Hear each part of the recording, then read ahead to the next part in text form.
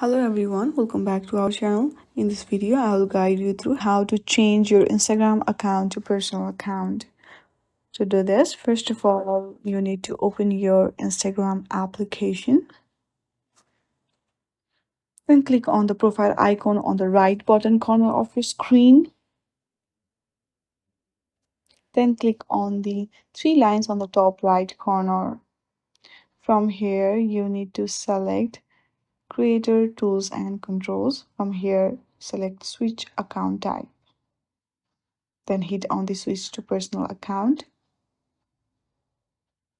Again, select switch to personal account.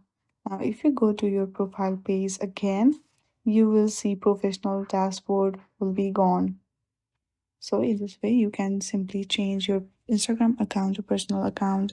Thank you for watching this video. If you like this video, then please do not forget to subscribe our channel.